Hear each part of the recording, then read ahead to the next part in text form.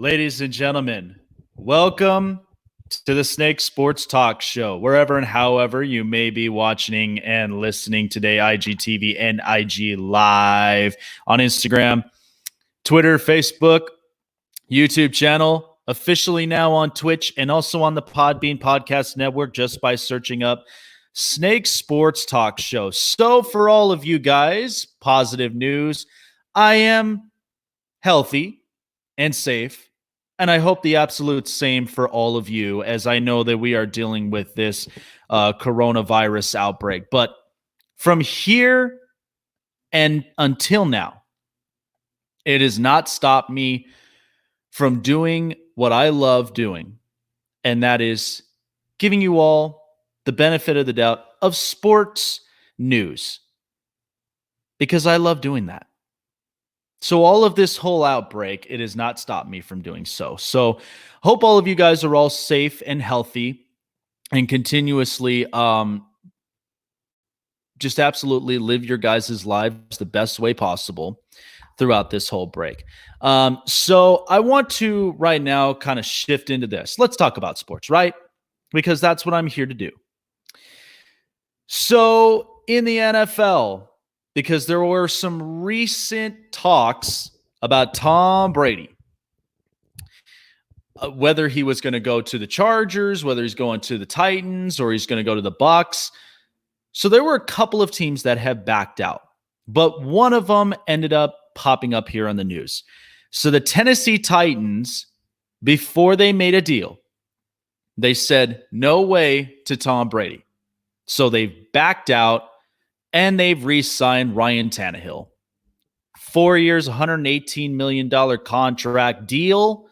Seems fair. It's a good price. And Tannehill, honestly, when he came into the Tennessee Titans system, this was a system that worked beautifully for him outside of Miami and outside of anywhere else.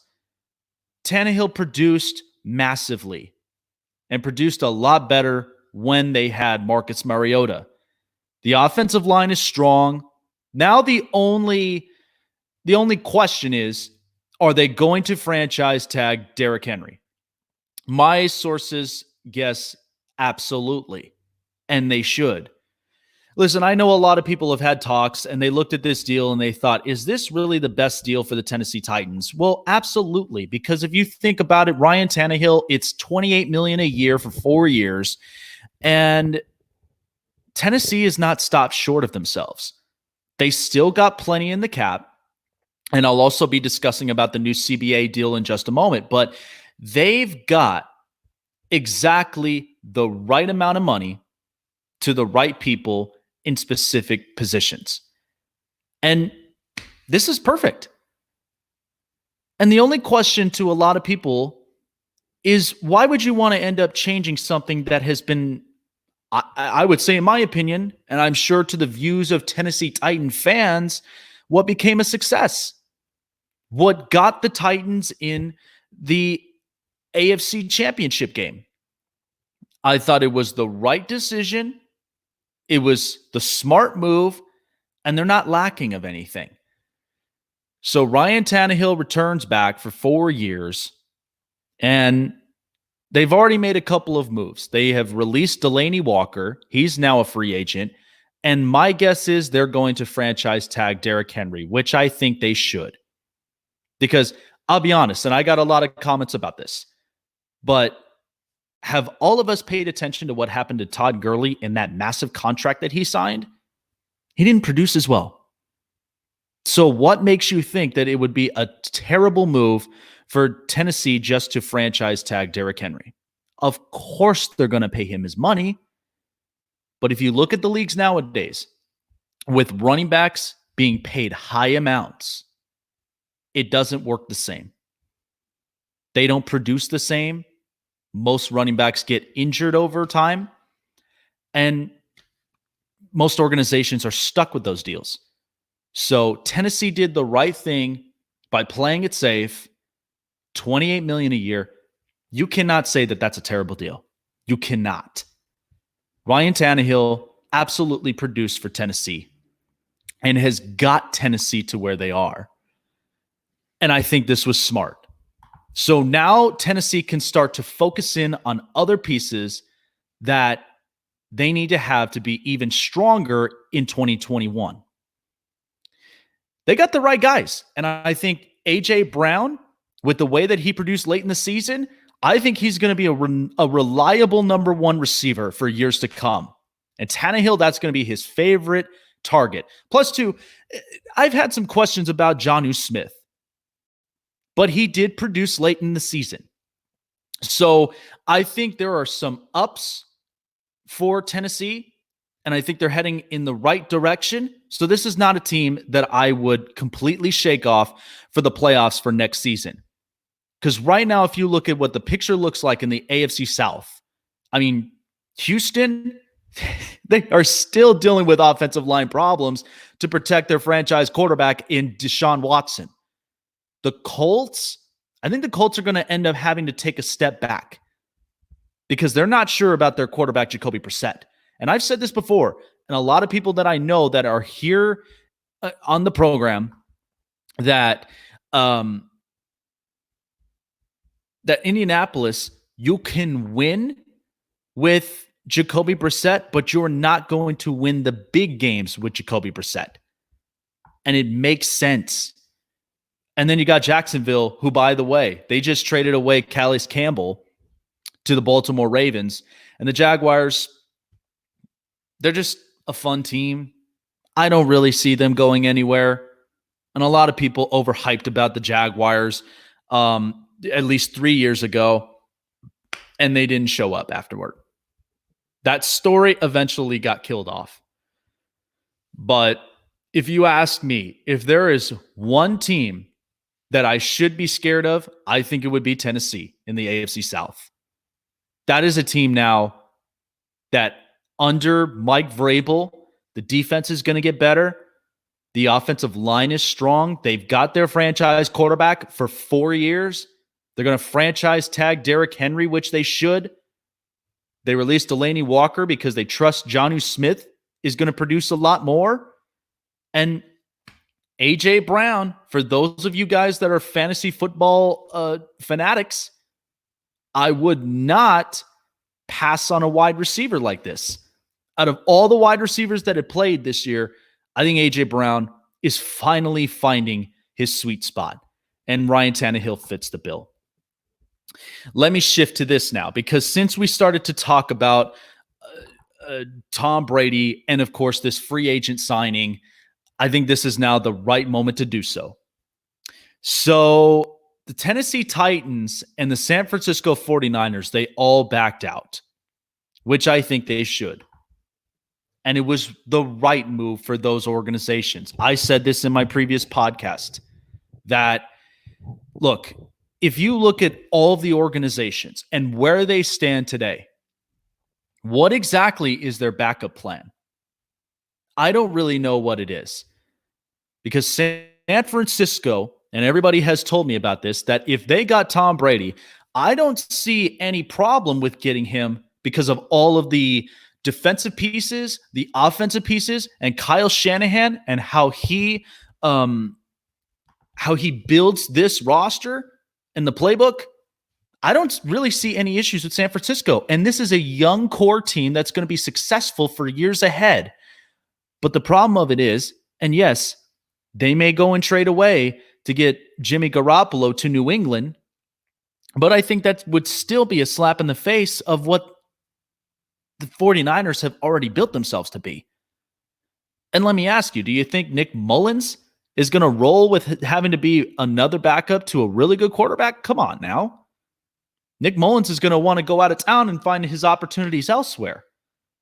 But San Francisco should not move off of Jimmy Garoppolo. Tennessee, now they've signed Ryan Tannehill for 4 years. They're not going to move off their quarterback. And they're not going to shake up what was successful that got them to the AFC Championship game in the first place. I mean, it would not make any sense. And they have no backup plan after that. But they've narrowed it down, and I've seen this from one of the ESPN sources, that there are 3 teams that are still in play.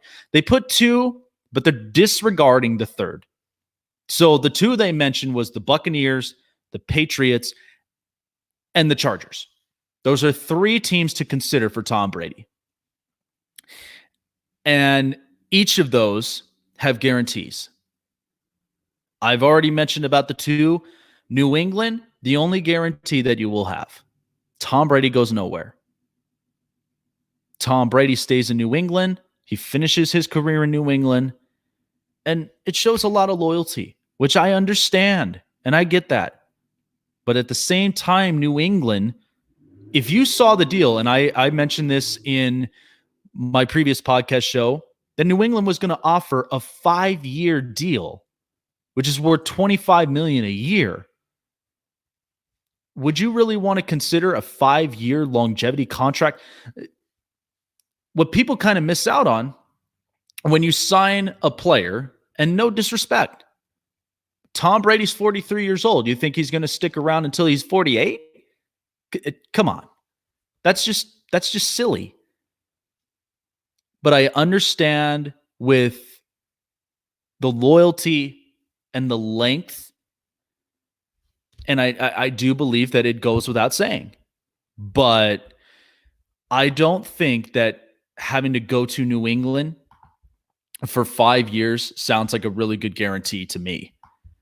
But Tampa Bay, as I've said, they're offering 3 years, 102 and 34 million guaranteed. And the only thing that can sweeten this deal is unless Tampa Bay goes and signs Melvin Gordon. That can only sweeten this deal up. But of course, you have to think of the front offices, the offensive line, the coach. Tampa Bay's not that far away either.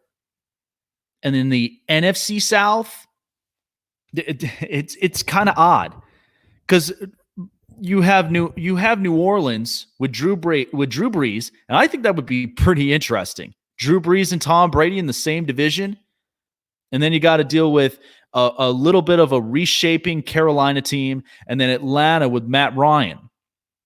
I think that would be very, very interesting to watch. But I think that's the only thing that can sweeten this deal for Tampa Bay is if they go and get Melvin Gordon and fix a little of the offensive line. And Bruce Arians will have yet another veteran quarterback under his coaching style.